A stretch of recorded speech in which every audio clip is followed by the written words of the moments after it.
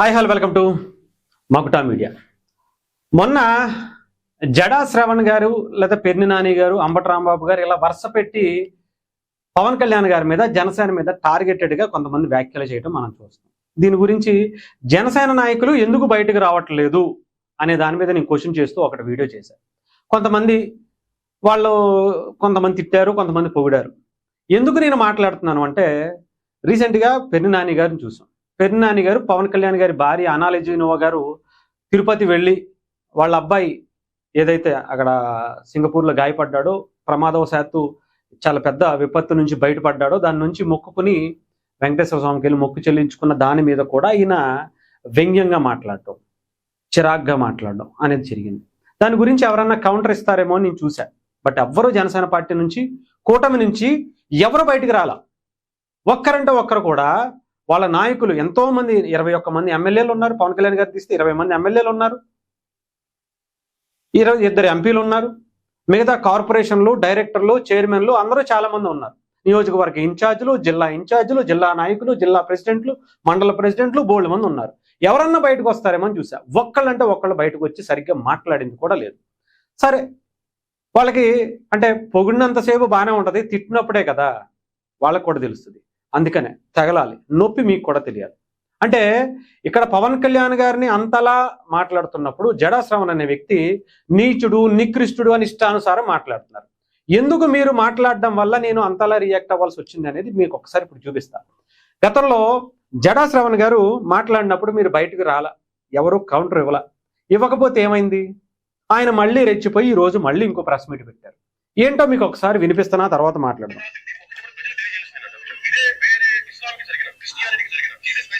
పవన్ కళ్యాణ్ గారు మొన్న అసెంబ్లీలో మాట్లాడినటువంటిది ఏదైతే తిరుమల లడ్డూకి సంబంధించి ప్రతి పేరాలో, ప్రతి పేజీలో, ఈ పేజీలో, ఈ నెంబర్ పేజీలో, ఈ లైన్లో ఇలా రాసుంది, ఇక్కడ గల్తీ జరిగింది, ఇదిగోండి ఇది అడాల్టరేషన్ జరిగింది, ఇలాగా వేరే రిలీజియన్కి సంబంధించి వేరే మతాల వాళ్ళకి జరిగితే ఈ పార్టీకి దేశం ఎలా ఉండేదో ఆలోచించండి అని చెప్పినటువంటి పరిస్థితి. దానికి ఆయన ఏం మాట్లాడుతున్నారో ఒకసారి విన్నాం. మీరు లాస్ట్ వరకు వినండి, ఒక 10 నిమిషాలు ఉంటుంది. దయచేసి నచ్చితేనే కమెంట్ రూపంలో మీ అభిప్రాయం తెలియజేయండి, నచ్చితేనే సబ్స్క్రైబ్ చేసి షేర్ చేయండి.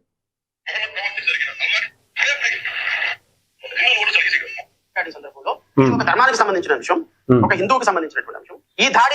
ఈ దాడి ఒక ఇస్లాంకి జరిగితే, ఒక క్రిస్టియన్కి జరిగితే, ఒక చర్చికి జరిగితే, ఒక మసీద్కి జరిగితే, మహమ్మద్కి జరిగితే రాష్ట్రం అల్లకొల్లం అయిపోయేది, దేశం అల్లకొల్లం అయిపోయేది. 21 నియోజకవర్గాల్లో గౌరవ ఉప ముఖ్యమంత్రి గారికి ఓట్లు వేసినటువంటి క్రిస్టియన్స్ ని, ముస్లింస్ ని 21 నియోజకవర్గాల్లో రమారమి 21 లక్షల మంది ఉంటారు. నాకు తెలిసి కాన్స్టిట్యున్సీలో ఒక 50,000 మంది ముస్లింస్, ఒక 60,000 మంది క్రిస్టియన్స్, 60,000 మంది క్రిస్టియన్స్, 30,000 మంది ముస్లింస్ ఉంటారు. అంటే రమారమి వారికి ఓట్లు వేసినటువంటి 21 నియోజకవర్గాల్లో ఉన్న 22-23 లక్షల మంది ముస్లింస్ ని, క్రిస్టియన్స్ అడుగుతున్నారు.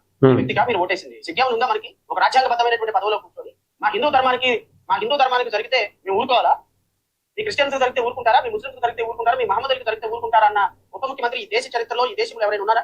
ఈ దేశ చరిత్రలో అసలు జడా శ్రవణ్ గారికి సరే జనసేన వాళ్ళు ఇస్తారా లేదా పక్కన పెడదాం. నార్మల్గా మనం అడుగుతాం, సాధారణ ఒక యూట్యూబర్గా నేను అడుగుతున్నా. జడా శ్రవణ్ గారు, మీరు జడ్జిగా పనిచేశారని చెప్తున్నారు. ఏం చేశారో నేనైతే చూడలేదు, చేశారని చెప్పడం మాత్రమే విన్నాను, అంతే చూడలేదు. మీరు చాలా గొప్పగా చదువుకున్నారు, చాలా పెద్ద చదువులు చదువుకున్నారని కూడా విన్నాను. ఎందుకంటే మీరు చదువుకున్నారా అనేది నాకైతే క్లారిటీ లేదు. ఇకపోతే ఎందుకంటే దేశంలో, ప్రపంచంలో మీ అంత అపరమేధావి లేరు అంటారు. పవన్ కళ్యాణ్ గారి వాయిస్ 19 నిమిషాల పాటు మీరు విన్నారా? లేదంటే ఎవరన్నా చెప్పింది మీరు వినేసి వచ్చేసి ఇలా ప్రెస్ మీట్ పెట్టి మాట్లాడేస్తున్నారా అనేది మీరు ఆలోచించుకోవాలి. ఎక్కడైనా మీరు మాట్లాడినటువంటి ఇప్పుడు మాట, క్రిస్టియన్స్ మీరు ఎలా చేస్తే మీరు ఊరుకుంటారా? క్రిస్టియన్స్ని ఏమైనా క్వశ్చన్ చేసినట్టుగా, ముస్లిమ్స్ని ఏమైనా క్వశ్చన్ చేసినట్టుగా మేము ఎందుకు ఊరుకోవాలి అన్న మాట పవన్ కళ్యాణ్ గారు మాట్లాడారా? ఒక్క మాట మీరు క్లారిటీ, నిజం తెలియకుండా అన్ని అబద్ధాలు మాత్రమే మాట్లాడతారు. ఎందుకంటే గతంలో కూడా మీకు ఒక వీడియో కూడా చేశాను. తెలంగాణ ఎన్నికల్లో మన మున్సిపల్ ఎలక్షన్స్లో పవన్ కళ్యాణ్ గారి పార్టీ, జనసేన పార్టీకి సంబంధించి ఒక్క ఓటే వచ్చింది. ఎక్కడ? సంగారెడ్డిలో. ఆ ఓటు ఆ కుటుంబానికి సంబంధించిన వ్యక్తులు కూడా అతనికి ఓటు వేయలేదు అని చెప్పినటువంటి మాట. ఎవరో వైఎస్ఆర్సీపీ వాళ్ళు కొంతమంది ఎక్కడ సోషల్ మీడియాలో ట్రోల్ చేస్తుంటే ఆ వీడియో తీసుకొచ్చి పెట్టేశారు. ఆ పేటీఎం బ్యాచ్ కంటే చూసేటువంటి ఆలోచన ఉండదు. వాళ్ళు అబద్ధాలనే ఎక్కువగా ప్రచారం చేస్తూ ఉంటారు. దాన్ని మాఫింగ్ చేసి తీసుకొచ్చి పెట్టేశారు. సరే జడ్జిగా ఉన్నారు కదా, కనీసం మనం జడ్జిగా పనిచేసేటప్పుడు నేను అందుకనే అన్న చదువుకున్నారా అని.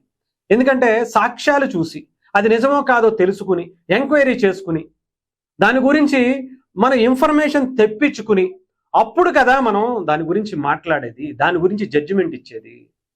నేను చాలా క్లియర్గా ఒక ఎలక్షన్కి సంబంధించినటువంటి పోర్టల్ ఒకటి ఓపెన్ చేసి 99 ఓట్లు అతనికి పడ్డాయి. బీజేపీ పార్టీ కన్నా ఎక్కువ స్థానాల్లో ఎక్కువ ఓట్లు ఆకాన్ మీరు చెప్పినటువంటి దాంట్లో వచ్చాయి. ఎవరో ఒక ఓటు అని చెప్పేశారు.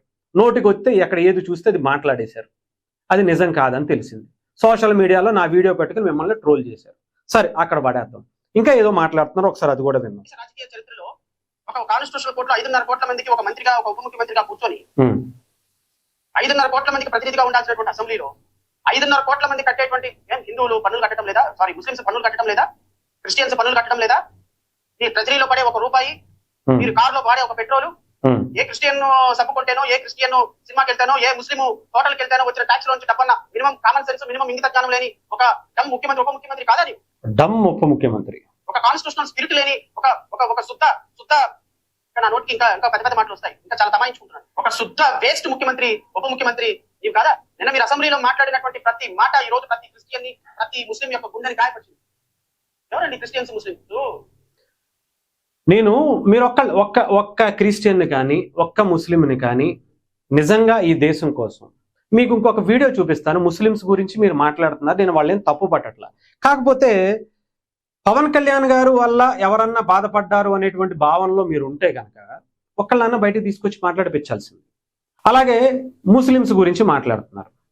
ఈరోజు ముస్లిమ్స్ గురించి కానీ అలాగే క్రిస్టియన్స్ గురించి కానీ పవన్ కళ్యాణ్ గారు ఒక్క తప్పుడు మాట మాట్లాడారు, ఒక్క మాటతో వాళ్ళని దూషించారు అనేటువంటి ఒక్క మాట వినిపించండి చూద్దాం. జడా శ్రవణ్ గారు, మీకు సవాల్, నేను ఒక సవాల్ విసురుతున్నా. పవన్ కళ్యాణ్ గారు పలానా కులాన్ని తిట్టారు, పలానా మతాన్ని తిట్టారు, పలానా వ్యక్తికి సంబంధించిన వాళ్ళని ముఖ్యంగా ఇలా కులం పేరుతో మతం పేరుతో తిట్టారు అనేటువంటి ఒక్క మాట వీడియో మీరు ఉంటే గనక మీరు బయట పెట్టాలి. లేకపోతే నేను చదువు కొన్నాను అనేటువంటి మాట మీరు బయటకి చెప్పాలి. సాక్ష్యాలు లేకుండా నేను ఇలాగే జడ్జిమెంట్లు ఇచ్చేవాడిని అనేటువంటి దాన్ని ఒప్పుకోవాలి.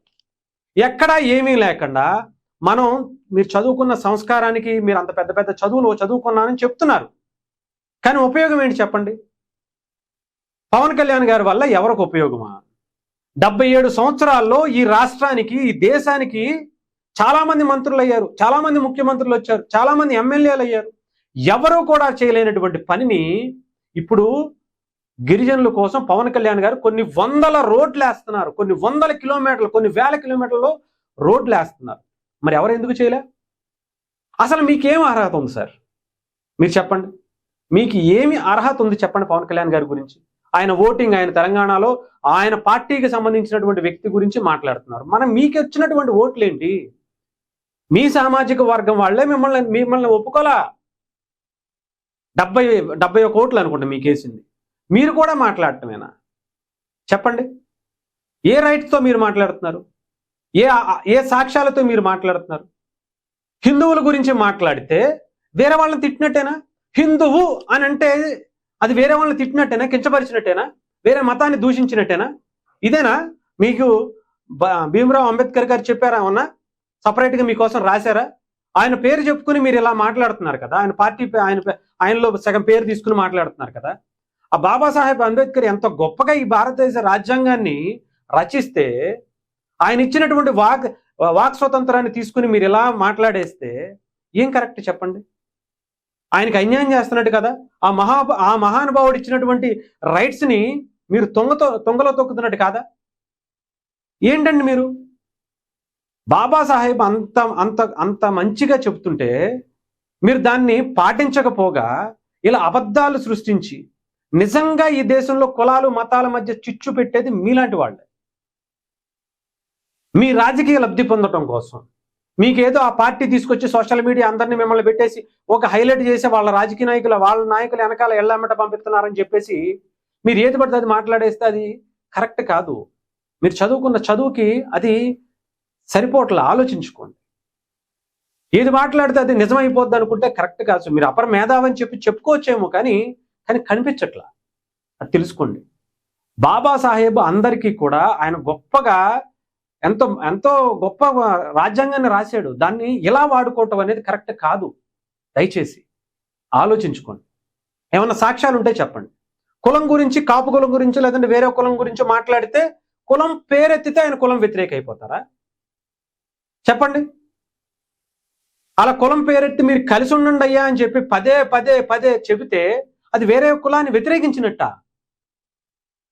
అలాగా మాట్లాడకుండా ఎవరైనా కింద కుట్రలు చేసేసి మంత్రులు, ఎమ్మెల్యేలుగా, ఎమ్మెల్సీలుగా ఉన్నటువంటి వ్యక్తులు డోర్ డెలివరీ చేసేయచ్చు, డాక్టర్లని పిచ్చోళ్ళని చేసి చంపేయచ్చు.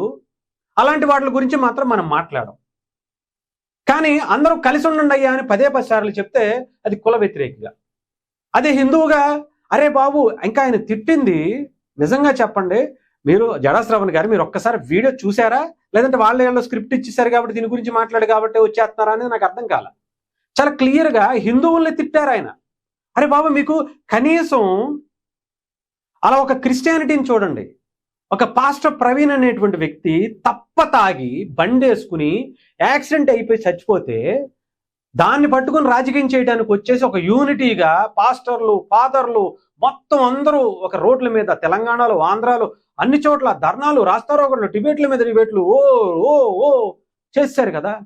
ఒక ఇరాన్కి సంబంధించినటువంటి ఒక ఆ దేశ అధ్యక్షుడు చనిపోతే వాళ్ళ కుటుంబ సభ్యుడు ఏదో చనిపోయినట్టుగా రోడ్ల మీదకి ఎక్కి ఆవేదన చెందుతూ ఏడుస్తూ బయటకు వచ్చినటువంటి ముస్లింలు వాళ్ళని చూసి నేర్చుకోండి అయ్యా.